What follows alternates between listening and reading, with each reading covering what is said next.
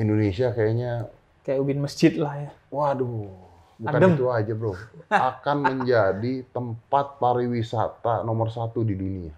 Menurut gue. Iya. Pariwisata Lu bayangin. Islam ya. Iya, Jadi betul. bukan soal makanan halal sebenarnya Bukan. pariwisata tuh ya. Bagaimana Bukan. kedamaian. Tapi memang sekarang Islam tuh mulai dilirik di Indonesia sebagai kiblat baru lah. Harusnya. Karena di Timur Tengah tuh lebih kacau. Nah iya.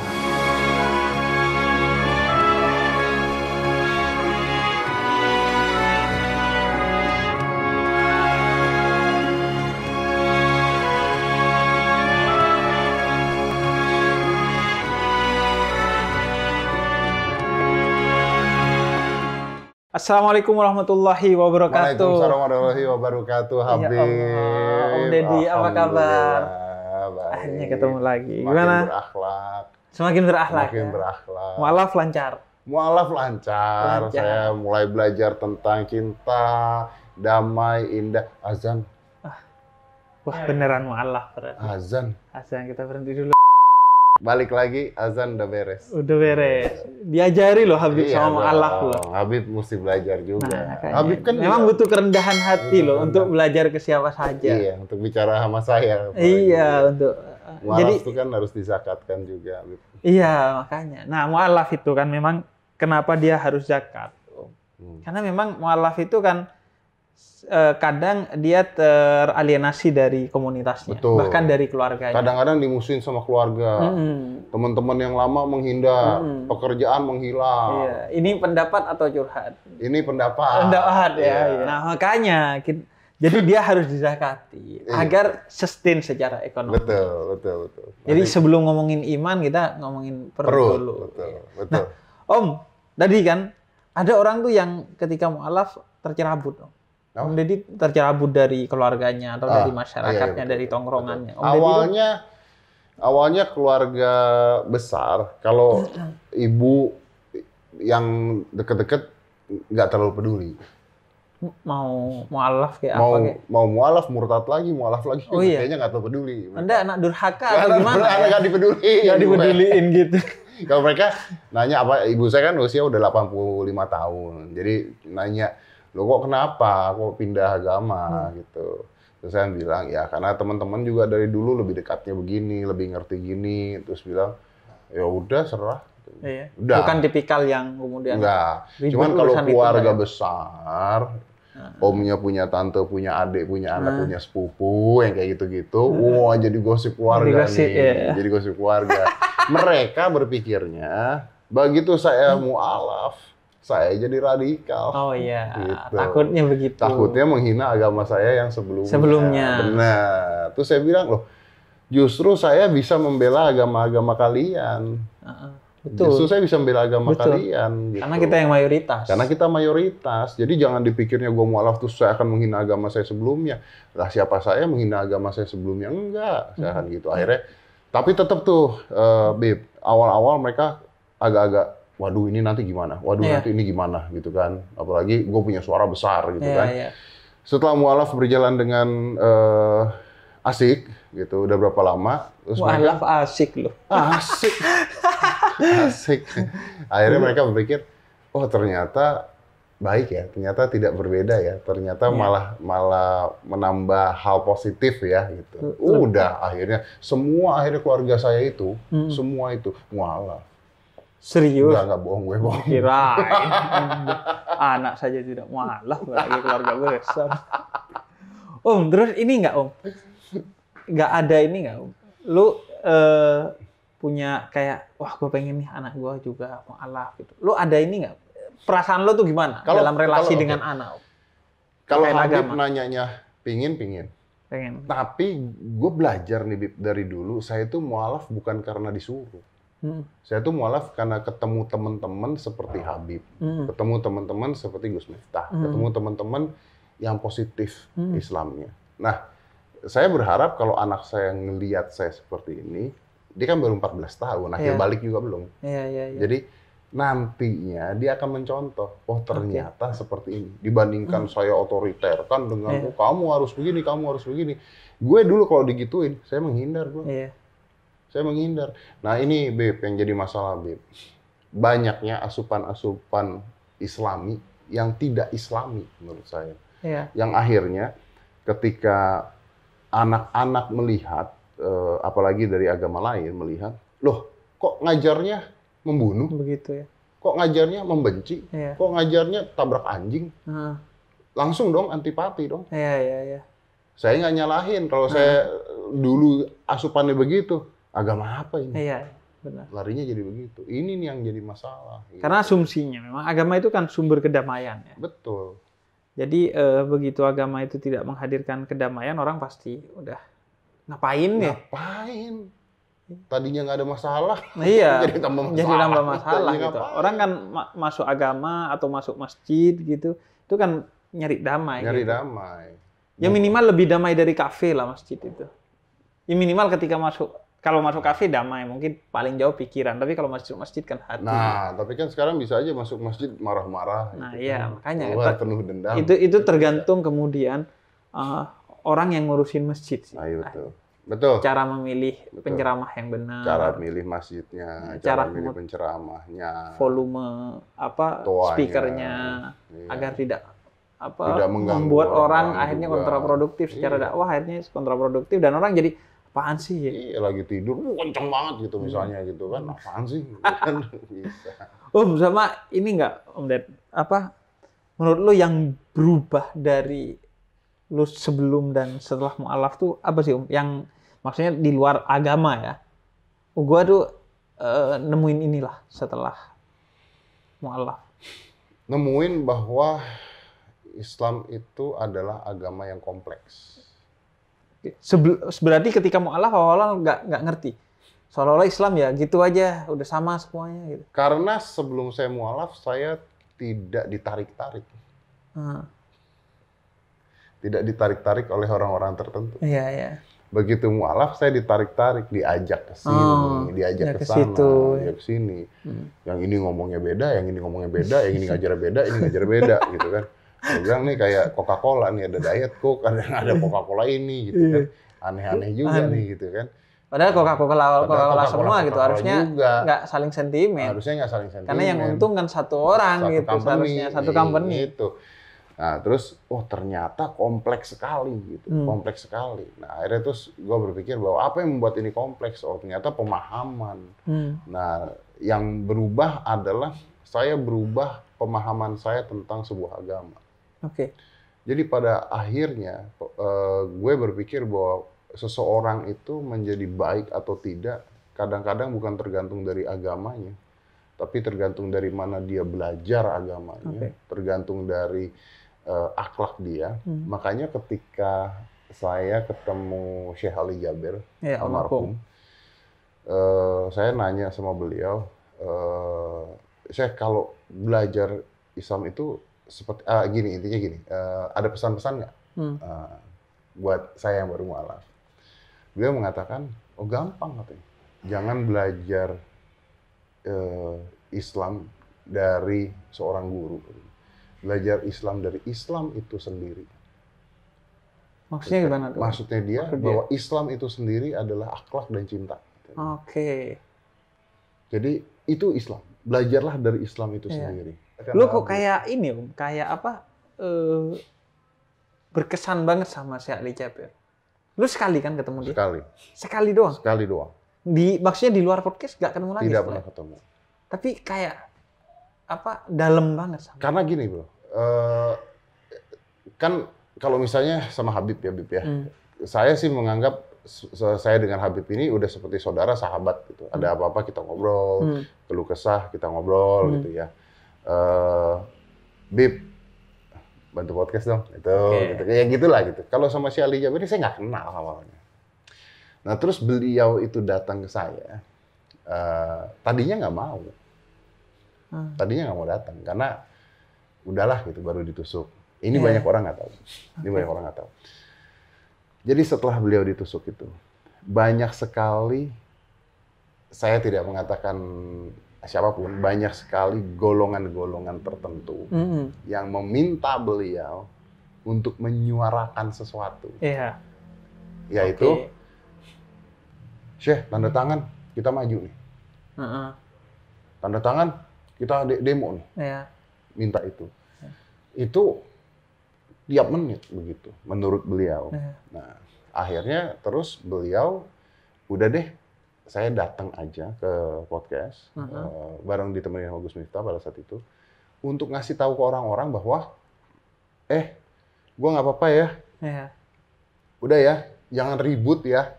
Saya tidak dendam, saya tidak marah-marah, udah, nggak usah pakai nama saya untuk demo, nggak usah pakai nama saya untuk ini. Karena kalau beliau diam, wah, masih mungkin dimanfaatkan oleh orang-orang itu. Rusuh. Jadi akhirnya menurut gua ketika beliau melakukan hal itu, gua ngeliat bahwa, wah ini gila nih orang nih. Dia berusaha untuk mendamaikan padahal baru ditusuk. Gitu. Nah, alih-alih mungkin nyawa hidup mati di tangan Allah. Gitu ya. Begitu beliau meninggal, otak saya yang sangat terbatas ini itu melihat bahwa ya kok meninggal juga ya akhirnya. Setelah kejadian itu gitu loh. Jadi masih tidak bisa menerima secara akal sehat gitu saya. Tapi memang gue bikin video juga tuh tentang Syekh Ali Jaber kan.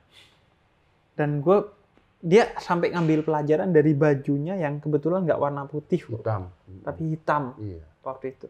Artinya bahwa kayaknya dia ambil pelajaran bahwa sebenarnya Allah nggak ingin kejadian ini memprovokasi, sehingga dia ambil pelajaran itu. Cekatan banget loh. Karena kan orang beriman itu harus cekatan kepada hal-hal detail-detail yang Allah kasih pesan kepada kita kan. Apa sih detail? Bahkan bisa dari mimpi sekalipun. Beliau tuh dahsyat. Sama kalau lu belajar tuh ya, dari sebelum Islam sampai sekarang mualaf gitu.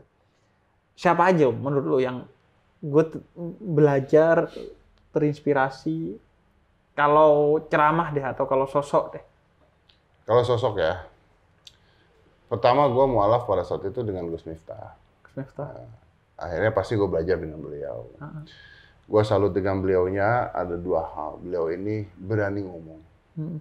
Gitu, berani ngomong di jalur kanan tapi berani ngomong gitu intinya. Terus beliau juga dakwah dan sebagainya di tempat-tempat yang katanya haram. Nggak mainstream lah. Nggak mainstream gitu. Jadi gue belajar banyak juga dari dia. Terus dia itu nganggep tidak menganggap dia guru, jadi teman lah gitu. Sahabat lah. Itu satu.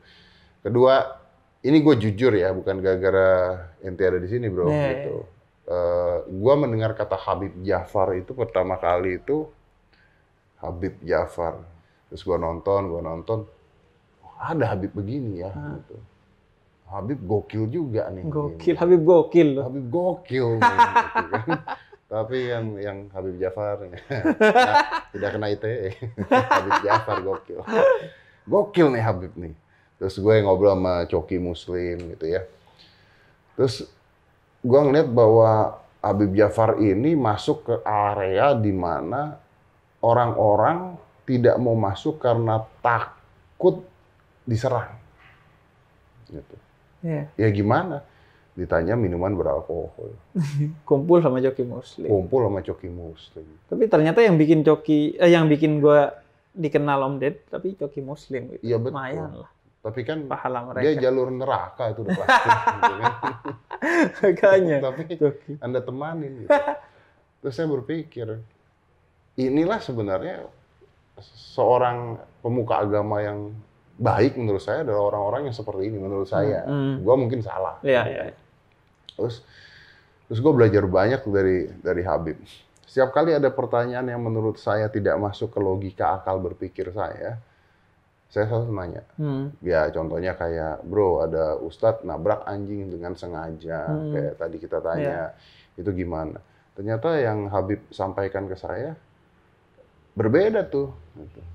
Wah kalau pemuka-pemuka agama ini seperti Anda semua,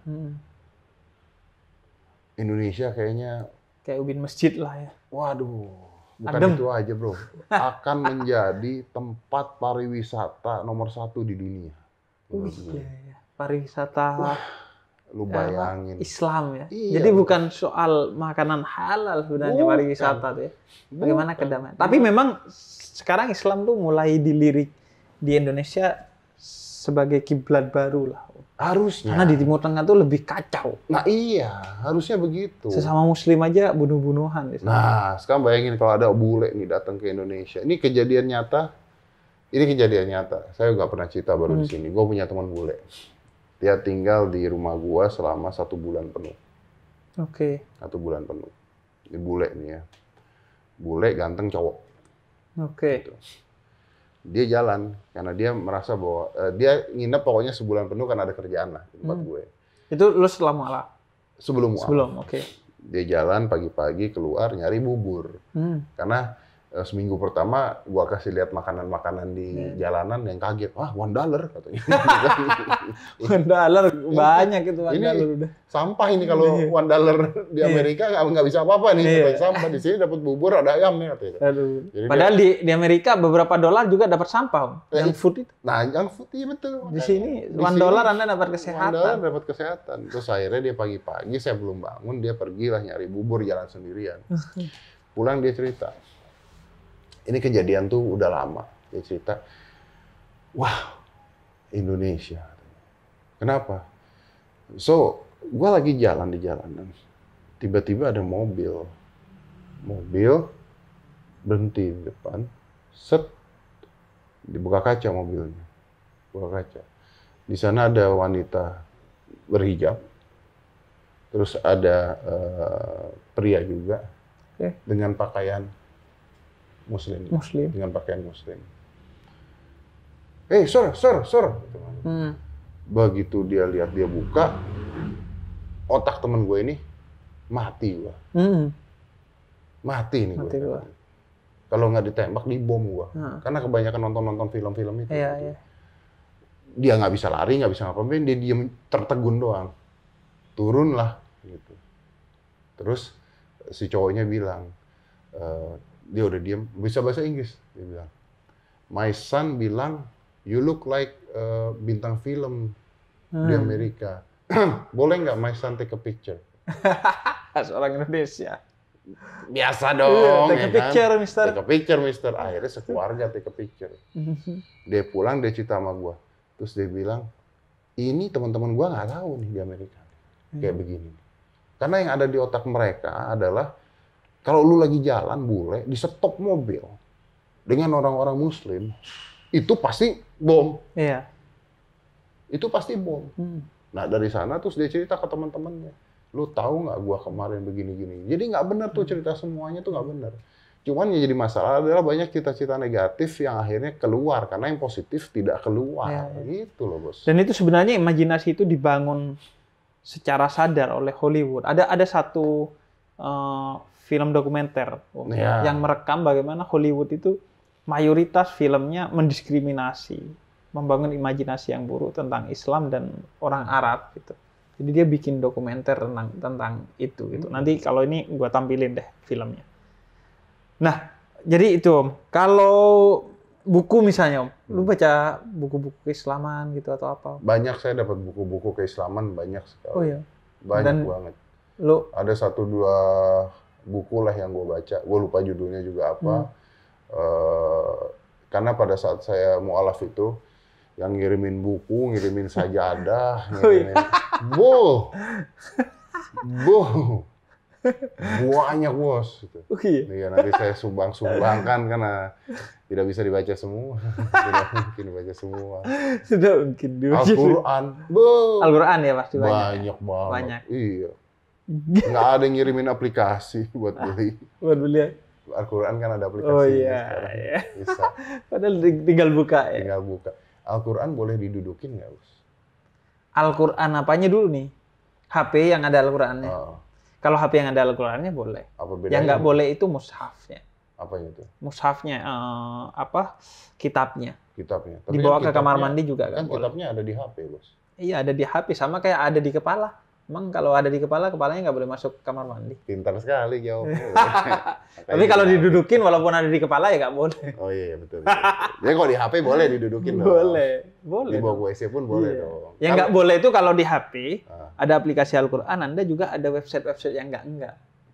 Oh, Bukan iya. karena digabungin sama Al-Qurannya. HP kita nggak seharusnya ada website yang enggak. Iya betul. Seenggaknya Yang ya, iya lah. beda folder lah ya. Enggak ya. Nggak Kalau begitu baca dong. Al-Quran di kamar mandi, yang di dalam HP, Kalau membaca Al-Quran nggak boleh di kamar mandi. walaupun di dalam HP. Walaupun di dalam HP. Oke, siap. Membacanya yang nggak boleh. Siap. Saya memang agak jarang sih. Walaupun nggak di kamar mandi, kayaknya Anda agak Ya jarang itu ya. maksud saya. Iya. Gue nih sering kali ketemu sama mu'alaf gitu. Siap. Komunikasi sama mereka. Menurut lo, dan gue tipikal yang ngelihat lo nih oke lah sebagai mu'alaf. Wis, kalau yang ngomong Habib mengatakan Deddy Corbuzier oke sebagai mu'alaf, sah. Artinya belajar, kemudian nggak memaksakan, pelan-pelan ngikuti iramanya. Karena menurut gue itu yang penting. Kalau cepet tapi nggak natural ya percuma. Betul. Karena menurut gue iman dan Islam itu genuine. Ya, betul. Karena itu gue belajar iman aja, gue tuh belajar kepada anak-anak gitu, yang terus berimajinasi bahwa Tuhan itu baik. Betul. Orang dewasa tuh kadang curiga loh sama Tuhan. Gue Iya. besok dapat rezeki apa enggak? Iya. Itu udah curiga. Iya. Nggak sepenuhnya mengimajinasikan Tuhan itu baik. Kadang ketika dikasih musibah dia nganggap Tuhan gimana sih gitu. Betul. Nah, gue selalu salut pada perjalanan iman dan Islam orang yang genuine gitu, yang pelan tapi pasti gitu. Nah, menurut lo, kan mu'alaf tuh seharusnya seperti apa dalam menjalani agamanya, dalam ketika dia sudah mu'alaf? Saya nggak bisa menilai, gini ya, gue nggak berani menilai secara spesifik karena orang mu'alaf banyak tujuan beda-beda. Ada orang yang mu'alaf karena jalur pingin kawin. Oh iya. Saya kan jalur nutrisi. jelas, Jalur ya. nutrisi. Kalau jalur pingin kawin nggak boleh. Tidak boleh. Nggak gitu boleh kan. secara Islam. Tapi kan ya siapa tahu jalur pingin nikah, hidayah, beneran. Kita kayak gini bener juga Iya, gitu. Nah, tapi gini, intinya gini. Menurut saya pribadi, mu'alaf yang benar itu adalah saatnya belajar. Gitu. Yang namanya mu'alaf itu anak baru masuk sekolah. Belajar. Nah, namanya belajar itu dari mana saja. Kepada siapa saja. Cuman manusia kan diberikan akal sama Allah. Jadi ketika belajar pun gunakanlah akal. Gitu loh. Kalau maksudnya kita baru pindah sekolah lah, anggap aja begitu. Kita baru pindah sekolah. Tiba-tiba di sekolah yang baru 2 tambah 2 tuh 6 ya. Ya jangan diterima juga dong, gitu maksudnya. Oke, jadi dikunyah lah semua informasi. Iya. Ambil semua informasi tapi dikunyah dulu. Tapi dikunyah dulu, jangan main telan aja. menurut ini 2, berarti 6 bener 6, nggak bisa gitu. Nah, oleh karena itu kita tanyalah sama orang lain lagi. Ini ada yang bilang 2 kali 2 sama dengan 6 nih. Bener nggak nih gini nih? Oh tidak. Nah, kita ambil yang paling masuk ke logika, masuk ke akhlak, dan yang paling bisa membahagiakan orang lain. Oke. Menurut gue. Yang paling bisa membahagiakan orang lain.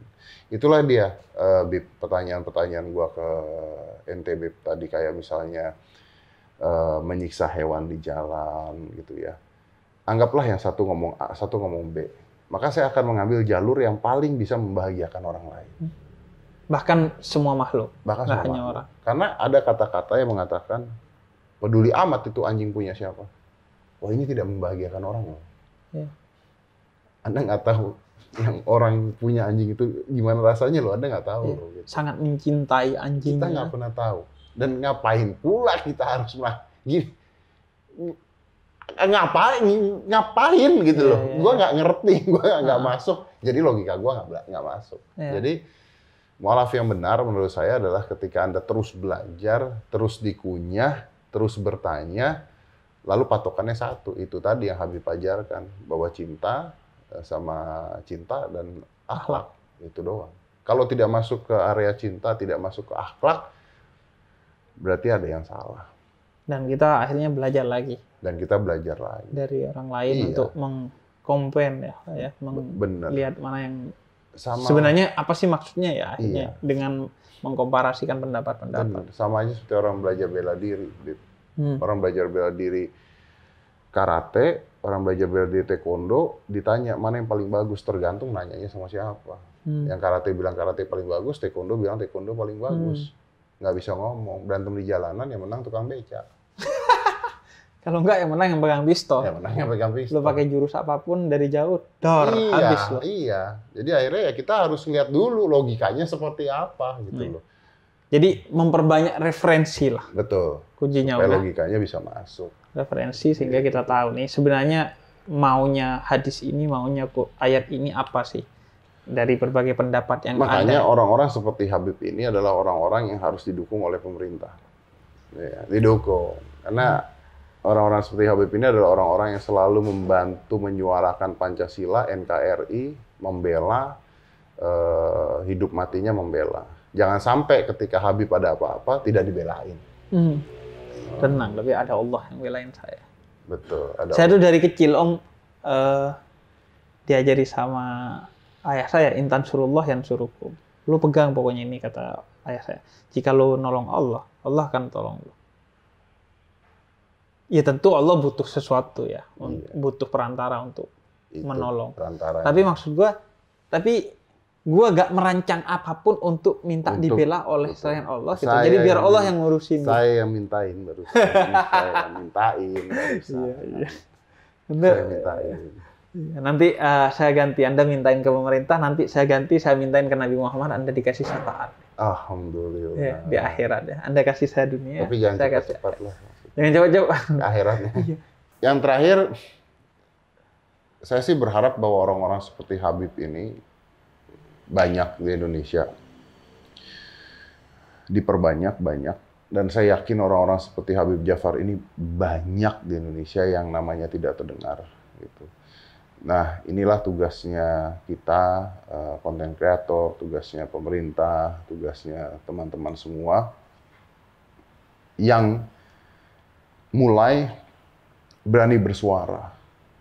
Gitu. Karena Indonesia itu hancur bukan gara-gara orang tidak benar banyak ngomong, tapi banyakkan orang benar malas bicara. Karena bicara diserang, bicara diserbu. Kalau tidak ada orang-orang seperti Habib, tidak ada orang-orang seperti saya contohnya yang berani bertanya begini, maka informasinya akan jadi satu arah. Gitu. Kan kita nggak jelek-jelekin orang, kita nggak ngata-ngatain orang. Tapi kalau kita tidak setuju, kita protes, kita kritik, harusnya bisa. Seharusnya yang dikritik pun senang. Yang dikritik pun senang. Kita dikritik pun ya kita blok kok. Kita senang. Oh iya.